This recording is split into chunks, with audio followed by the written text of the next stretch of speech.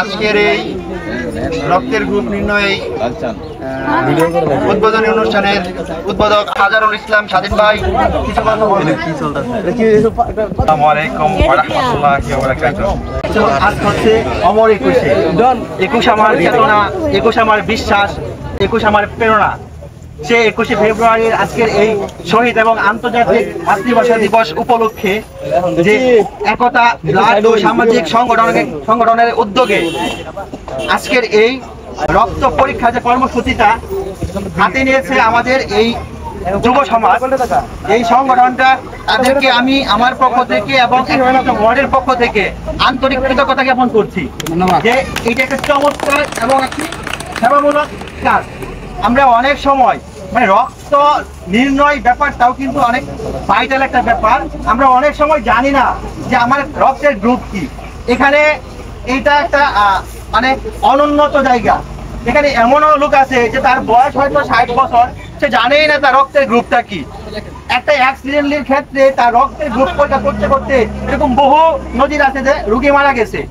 তাই আমরা এই রক্তের গ্রুপ নির্ণয় করার ক্ষেত্রে সবাই পারস্পরিক সহযোগিতা এবং নিজের জায়গা থেকে এগিয়ে আসবো। আজকে আমাদের যে ছেলেপেলে গুলা এই কাজের উদ্যোগ নিয়েছে তাদেরকে আমরা সবাই, বিশেষ করে জনি মিজান যারা এই সংগঠনে আছে, তাদেরকে আমার পক্ষ থেকে 31 নং ওয়ার্ডের পক্ষ থেকে আন্তরিক কৃতজ্ঞতা। তাদের একনিষ্ঠ পরিশ্রমের ফলে আজকে দেখেন বিনামূল্যে রক্তের গ্রুপ পরীক্ষা হচ্ছে। আমরা এটাকে মূল্যায়ন করতেছি না বা আমরা এটাকে সিরিয়াস নিচ্ছি না।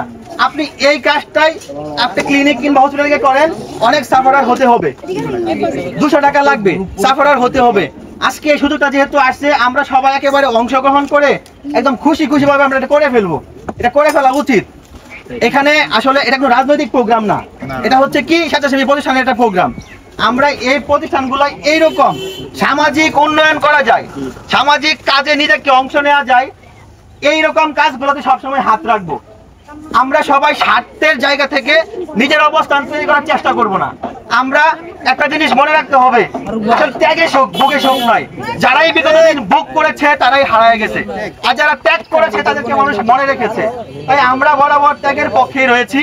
আমি আমার জায়গা থেকে বলবো যে আমার সবসময় একটা জায়গা থেকে এরকম ছিল যে আমরা সামাজিক সংগঠনগুলোর সাথে সম্পৃক্ত ছিলাম, আছি এবং আগামী দিনেও আমরা থাকতে হবে আমাদেরকে।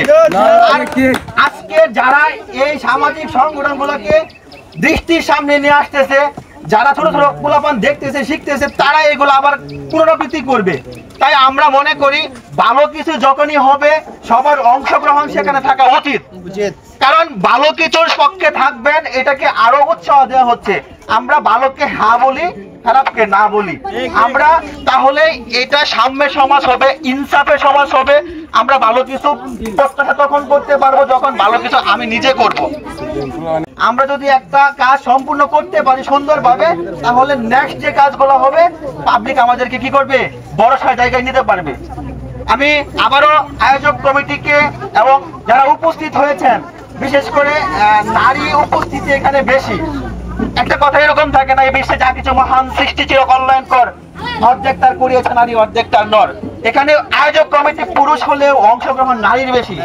আর আমি আপু, খালা, ভাই, বোন যা আছে সবার কাছ থেকে আমি আমার জন্য দোয়া চাই এই 31 নং ওয়ার্ডের জন্য। বিশেষ করে আপনারা হয়তো শুনেছেন যে আগামী 31 নং ওয়ার্ডে আমি আমার দায়িত্ব এবং কর্তব্য জায়গা থেকে 31 নং ওয়ার্ডে সেবা করার জায়গা থেকে আমি আত্মপ্রকাশ করেছি। আমি আমার জন্য দোয়া চাই নিষ্পেষিত, নির্যাতিত, লুণ্ঠিত তথা অবহেলিত 31 নং ওয়ার্ডের জন্য, যেন আগামী দিনে এই ওয়ার্ডটিকে একটি সুশৃঙ্খল, একটি সুন্দর সামাজিক ঐক্যবদ্ধের এবং উন্নয়নশীল ওয়ার্ড হিসেবে রূপকল্পের দ্বার প্রান্তে নিতে পারি।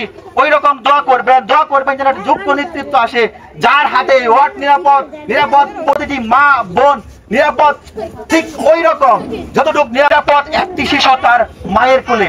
আমরা সবার জন্য দোয়া করি এবং সবার সুস্বাস্থ্য এবং দীর্ঘায়ু কামনা করে আমি আমার সংক্ষিপ্ত বক্তব্য এখানেই শেষ করছি। সকলেই ভালো থাকুন, সুস্থ থাকুন। আল্লাহ হাফেজ। আসসালামু আলাইকুম ওয়া রাহমাতুল্লাহি ওয়া বারাকাতুহু।